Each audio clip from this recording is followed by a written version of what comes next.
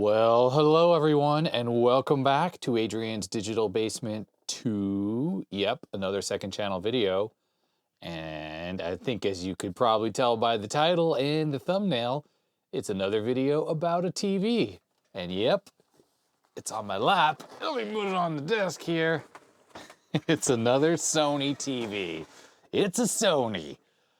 I mean, I just recently put out a video about a 9-inch version of one of these, and I love it. I love the aesthetics of these televisions from the early 80s, made by Sony specifically. They were putting out something that was just really cool looking. I mean, Japanese televisions as a whole, I think, had a cool aesthetic to them. And this is compared to, say, Zenith TVs and things like that, or other American brands in the early 80s. They just were all about wood grain and they didn't look modern. But this TV, it looks modern. So, okay, so what are we looking at here? It is a KV-1222RS. RS, of course, stands for, I'm pretty sure stands for Remote Commander. This is a remote control set, and it was made in May 1984. So I was just 9 years old when this television was made.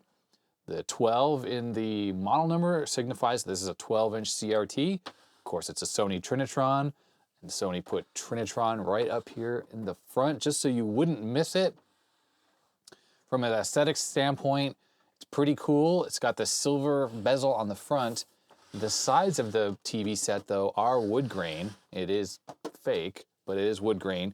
And like Sony's larger sets, it has handles on the sides. Their bigger TVs had this as well. I talked about it in the last video, but as I was growing up as a kid, we had a 19-inch Sony from 1978 or so. It had actual wood veneer on the sides, and it had the same handles, well, they were probably a little bit bigger, on the sides. This TV, though, is quite boxy, as you see on the top and the sides, but I like that look. It just looks cool. So this is plastic on the front, but the door here is actually brushed metal, and it is plastic underneath, so it's just a veneer of metal. But underneath you have vertical hold, hue, color, brightness, and auto on-off. I assume that's auto color. Very similar to that 9-inch TV. If you haven't watched that video, I recommend watch that. I have a feeling this TV is going to be very, very similar inside to that one. Of course, larger CRT, and there's going to be a remote control board instead of the tuner board that was on the top of the 9-inch. Otherwise, I think these are very likely to be very similar. That TV was from 1982, so it was 2 years newer. I'm not sure when these models came out. Like maybe they came out at the same time as well. This is just a later version. Anyhow, this front door is still in perfect condition. TV's a little scratched up here and there. If we turn to the side, nice wood grain there. Look at that. It's not even simulated wood. It's just brown and texture. So calling it wood grain's a little much. There are some scratches and wear on the front paint here. There is the headphone jacks, as Sony put on all of their TVs at this time. I turn this around to the back. It's brown plastic instead of black. So this thing doesn't have the normal integrated rod antenna. It has the slot thing here, which Sony put on all their TVs. It was like a little thing that would slot into here, and that had the rabbit ears on there. And you could take it off, put it on, and it would have had a cable that would connect up to these leads here, or I'm sorry, the jacks. This TV, unlike the previous one, the little 9-inch, has 75 ohm F connector versus the 2 or 4 screw jacks. UHF still has the screw jacks, which is interesting because I'm sure the UHF connector probably works for UHF as well, but there's not a toggle switch or anything here. So not quite sure what's going on with that. Anyhow, and there's a thing to hold the power cord.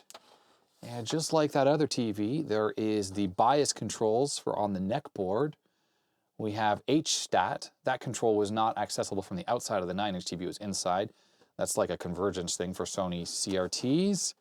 Focus, screen, and what else do we got here? Anything else? Those are some other control, a couple of controls here. V, size, got to poke through there. And I think that's it. Serial number 501243. As I said, it was made in May 1984. On that sticker right there. Looking on the side here, nothing much to look at except for the simulated wood effect again. And I have repositioned the camera so we can see the top of the set a little bit better. I will tilt this forward. So we have the speaker for this thing. And if we lift the door, inside here are the controls for adjusting the tuner. So picture control is actually digital on this set, up and down. It has normal and cable TV, and then it has an add and erase and a master on off. I'm assuming master on off might be like a physical switch that prevents the TV from turning on, or maybe it disables the remote control. Not positive on that. Inside here, there is a little bit of information about how to program the tuner. So it says to change channel memory, set the normal cable TV selector to normal for normal broadcast TV or cable TV for cable TV system. To add, select channel number to be added with the numbers on the remote commander and push add. So you would type in like 03 on the remote control and then you push the add. And then what that would do is, if I tilt this back down again, is the channel up down button here would toggle, and there's a little, it looks like there's an LED display back here that would toggle through all the channels, and you could hit the erase button as well up here to take a channel number out. So just pushing the channel up down, that's the way you adjusted that tuner. There's a volume up down here as well, and a power switch, and this power switch is a soft power switch. So the remote control was able to turn this off and on and adjust the picture level. And the reason why I know that is because I have the remote control for this set as well. Now the remote control, aka the remote commander, according to Sony, it's an RM707. It is worse for wear. Obviously this thing got used a lot. So this TV may be quite worn out. I actually don't know if it even works. I haven't even powered it on yet. But the remote, not doing so good. Just check out the wear on those buttons. Still nicely made though. I mean, this is metal on the top here, and the printing hasn't, well, mostly hasn't come off. And the buttons actually still work. Well, you know, they push properly. No idea if this remote works, because if we turn it over, we have some serious battery leakage and the door is missing. So very unfortunate, but that's an early remote control from 1984 when IR remotes were relatively new. Not totally new. I mean, they've been out for a while, but not a lot of TVs were remote control based at that time. They were just starting to become remote control based with IR remote. What I am worried about with this set is that the buttons are going to have the same problem as the 9-inch set, where they had just completely disintegrated. And this is one of the buttons from the 9-inch set. These were inside the tuner and just completely stopped working. Something disintegrated inside of them. And I am worried that these have the same problem. Now they feel a little better. Like they do push in and they feel like there's springiness that pushes back on them. But I don't know. So I think the next thing to do is just try this set and turn it on and see what happens. So here we go. I'm going to do this without opening it up. I have no idea how long this set was sitting or anything like that. So here we go. It might blow up. I'm just, because there's no physical power switch. Here we go. Okay, no noise, no sound or anything. Sounds okay. Let's push the power button here. Okay, that didn't do anything. I'm gonna check the master switch in here. I think I turned it off. I pushed it down, so it was off. So here we go again. Oh, hey, that powered up. There's definitely high voltage. It degaussed the screen. There's an LED there and a 12. Wow. The display is very dim. It says 12. Also, I'm hardly seeing any kind of picture on here. But pushing up and down does change the channel. Oh, okay. It's looking pretty worn out. There is some static there, but it's very reddish. So I have a feeling the CRT in this is toast, unfortunately. Volume up, down. Don't hear any sound. It may have a blanking circuit, so the audio, we don't hear static. The buttons are working. It's making a little light flash here when I push them. I think what I need to do, oh good, 3 is in there because I won't be able to add a channel. 4 is missing, but 3 is there. I'm gonna plug the VCR in right here and we'll see if we get any kind of picture. I am worried that this CRT is just tired and like the wear on the remote really gave away the fact that it's probably super well used. All right, so I've hooked up the VCR. It's still not turned on. Picture's not looking great. Let's turn this on here. This will produce a signal. Well, that looks terrible. Oh, there we go. All right, yeah, as I feared, it's not terrible to be honest. Let's check these controls. So first V-hold, okay, no problem there. I mean, there's a lot of color saturation. All right, so the picture control is all the way down right now. It doesn't look too bad. Oh, there's some purity problem there too. So there's a bit of green. I turn this up to an acceptable level. The color is really too bright. And I'm not sure why. So this is the brightness control. So I've turned up the brightness so I can just now see, I can just make out the bands right here. And that's what you need to do with this standard color bar. What is going on with the color? Okay, oh, there we go. All right, well, look at that. Look at how the red is so much stronger than the other guns. And that's what I was seeing. But it might be okay. So something's wrong with the automatic color, because if I turn the automatic color on, it's like way too much. The color control is at the minimum right here, and it's still like way too much color. But there it looks better. And actually it's funny, remember on that 9-inch TV, if you remember that video, there's a lot of static, and that was running off the same VCR, same connections, but that was through that little Balun thing. This thing here is a little 300 ohm to 75 ohm converter.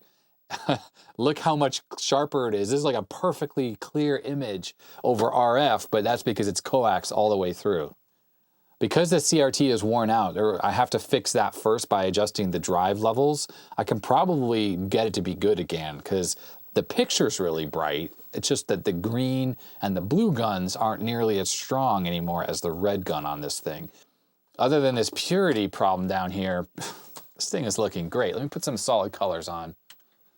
So there's red, oh yeah, check that out. That's not looking so good down here. And green, yep, same problem. And blue, same problem. Funny is this TV did degauss itself when I turned it on, so you would figure whatever's causing that should have corrected itself. It could be that I just need to turn it off and on a few times, and that act will degauss the picture tube enough to get rid of that little thing. But it could be also that like a magnet was stuck on the CRT from the factory and it fell off, and it's not going to degauss now because it's warmed up. But now if I turn this on its side, that will make the color distortion worse, and it is. See, it's getting worse down here, and that's normal. Color televisions are sensitive to orientation.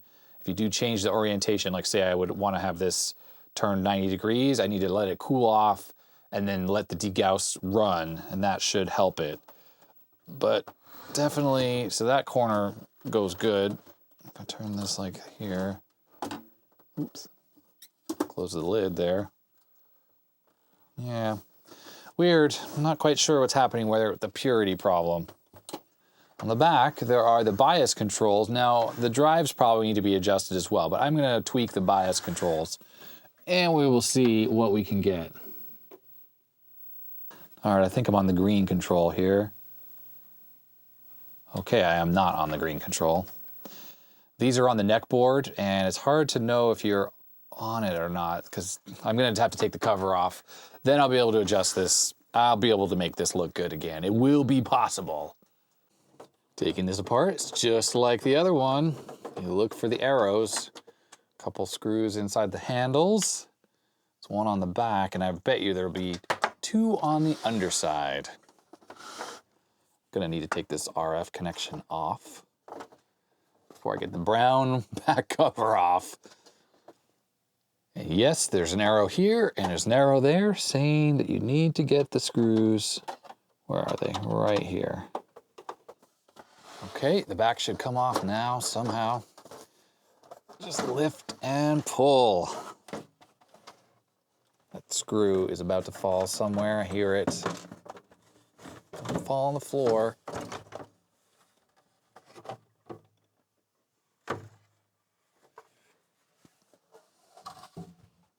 And that is what you see inside a Sony TV that is a little bit newer than that other one. So this board here is obviously similar to the one on the other TV in that it's handling probably a lot of the tuning stuff. But look at this 40-pin dip here. 1984 date code. Power on signal right there. Great wire management, as is typical with Sony. There's the relay that turns the TV off and on. So if it's not turning on, it could be something right here that's not working. Things are pretty dusty in here. Like, look at this CRT there. It's very, very dirty. This thing clearly was well loved, well used a lot. So here on the back of the CRT, the neck board, it's funny to see this plastic cap here that's clear plastic. Sony puts that over the actual tube connector because there are high voltage signals there. The focus voltage, I think, goes through there. It's one of these wires that comes from the flyback. That is high voltage, so they just don't want you accidentally touching that. So that's pretty nice. But through here we have blue drive, green drive, and then we have the bias controls for red, green, and blue. So with those controls, I should be able to get the CRT looking good again. Construction-wise, inside, it's not easy to see, but the PCB, it's actually different in that it's like a different color, another 40-pin dip down there. So this construction is a little different, that's for sure, than on that other TV. And there's a good amount of dust on things in here, and it's a little more cakey dust. It's not just powder dust, which is what it was on that other TV. So yeah, but whatever. There's no point to really clean inside of here. It's not harmful, the dust. It just is what it is. I think we have the CRT part number here, Sony Trinitron 330ADB22. And we have inside the cover the breakdown of all the parts and the boards and whatnot again. So it's interesting. Caution, dynamic convergence cannot be adjusted. And then here it says 23 kilovolts at 0 microamps, no adjustment possible. M4 board is LED, this is a remote amplifier board, channel display board M2, there's a switchboard. Then we have, the M1 board, which I guess is up under the top cover of the TV, so it's still up in there. 12-volt regulator, key display interface, LED drive, MU board is that big board on the side, the one I was pointing at the beginning when I took the back cover off. Remote control, PLL control, so phase lock loop, that's for the tuner. We have band drive, RF amp, pre-scaler interface, okay. Then the A board, which is the one on the bottom, the big PCB, that's of course the VIF, Chroma, SIF, Y amp, H amp, VDEF, it's hard to read this from the distance I'm reading it at. AF out, power supply, and customer control. And down on the main PCB down here, and it's probably not in focus, and I apologize for that. The angle for the camera just gets half of this in focus and half is out of focus. Down on the main PCB here, we have sharpness control, horizontal frequency, there's the AGC, sub-brightness.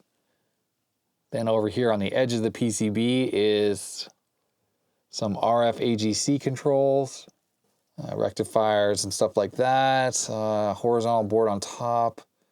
Let's see, sub-contrast, that's down on the main PCB. Color sync, C board, that's the neck board. RGB out, which has the R and the G drive, and then the bias controls. There's a hue center, rectifier, H stat, focus, screen, H out, H center, H size, V center, V size. So yeah, it's all in there.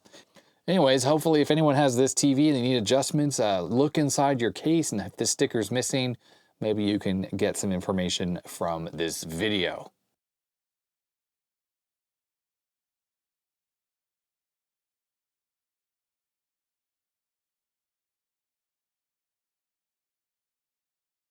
All right, I am going to try to get this CRT looking a lot better, and I'm going to do this on camera. I have the focus locked and the exposure locked. So this may or may not be helpful to people, but I'm using a ceramic tool. I'm going into the neck board and trying to get this adjusted.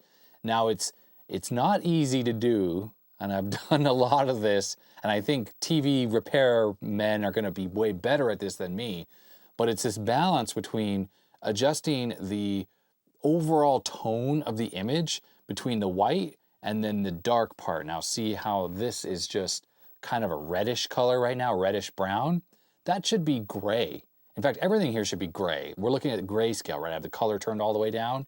So this is gonna help me get everything looking a lot better.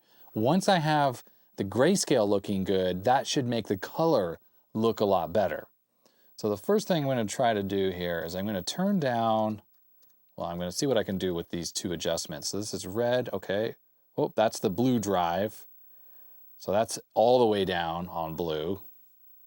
And if we turn this up, so the white, it's starting to look a lot better, but this part, I'm ignoring the dark part, I'm just looking at the light parts here. And let me adjust the green one. You can't adjust red, that's the green. So let's see if I turn it all the way down, sort of a pinkish color. Turn this up. Just trying to get this to look a little better. I'm gonna turn the blue back up.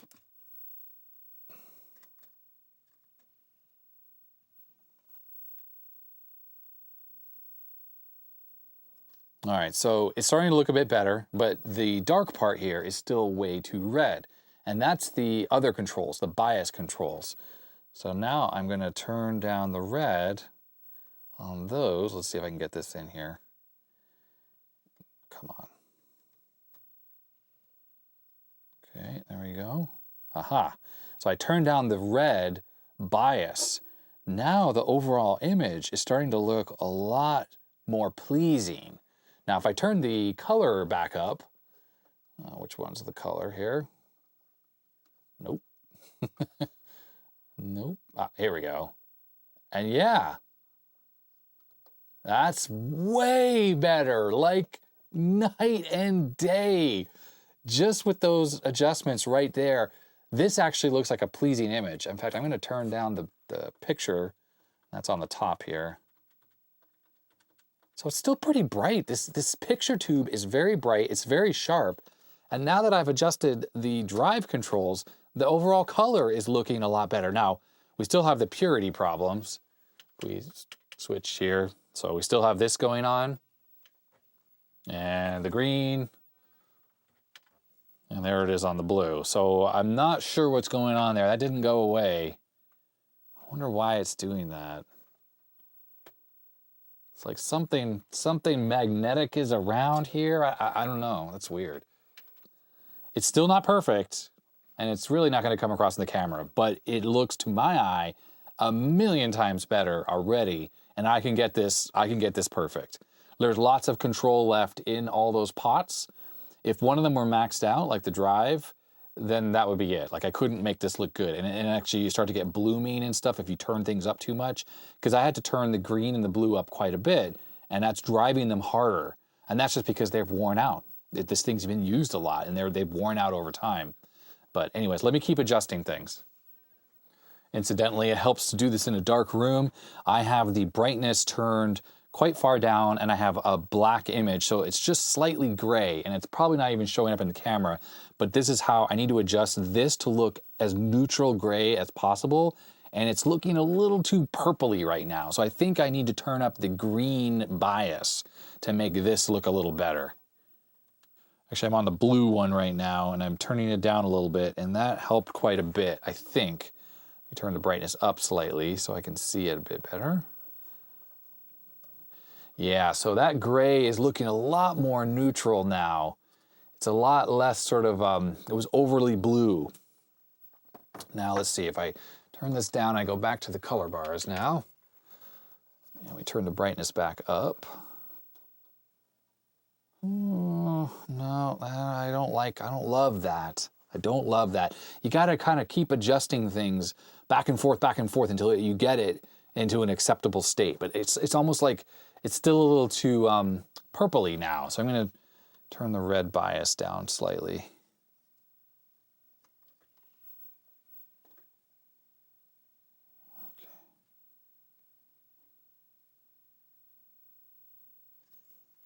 Okay, that is a lot more pleasing down in that corner. And yeah, overall, wow, yeah, it's massive improvement. And if I turn this down, now we're looking at grayscale. That looks really pleasing.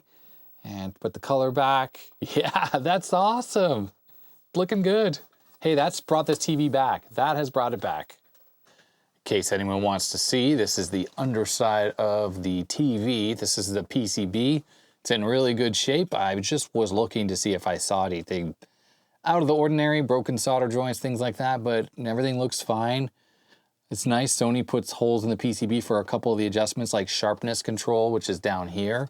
It's really not reachable from inside. The CRT blocks it, so you can stick a little tool through there. You have to tilt the TV on its side, obviously, so you can look at the picture while you adjust it. But it's nice that they've done that, and things are very much labeled in here. We have power supply here, audio section, H drive. But interesting how much more integrated this one is compared to that last TV. And I was thinking it would be very similar, but 1984, 1982, this has more ICs, and it seems to be doing a little bit more all integrated into those ICs than the other one. And as far as that problem with the color purity, with that little distortion in the corner, I can't really figure out what's going on. I think maybe this got dropped. I mean, I don't see physical damage, but maybe it got jostled and something inside the shadow mask is slightly out of whack down there in the corner. Not really sure. Nothing looks out of the ordinary at all. Oh, this TV's pretty heavy. Even though it's plastic, it's still pretty heavy. Nothing looks out of the ordinary. So I guess potentially it's not fixable. All right, the TV is back together, and I had it off and I powered it up on its side like this so it would degauss the screen just to see if this purity problem would be different, and it's exactly the same. So there's got to be something going on inside the CRT, unfortunately. If I put this thing back on its bottom, the purity is going to look a lot worse until I turn it off and on. It doesn't seem to be changing. Okay, well, it's not necessarily worse. It's actually a little bit better, but now we have a purity problem here. But the blue is worse. So yeah, I don't know what's going on. Let's just try turning it this way. No, that's not really helping. Yeah, if I turn it off now and I let it sit, and then I turn it back on and the degaussing coil, this will look exactly the same again. And unfortunately, that is a shame, because after the adjustment, picture quality on this thing is pretty rockin'. It's great. I mean, I can turn the picture way down. Yeah, it looks good. Let me turn the picture all the way to max and see how bright it gets. I mean, that's really, really bright. That's all the way up. That's brighter than it needs to be. So it's probably around 75% there, and it looks great. So what's up with the purity? If anyone has any suggestions, please put them in the comment section below. I think that's going to be it for this little view of the Sony KV-1222RS. I'm not going to take a look at this remote commander. The battery's damage is just too far gone. And I mean, you can do everything from here other than add channels, and I don't need to add any other channels. 3 is good enough. So if you enjoyed this video, I'd appreciate a thumbs up.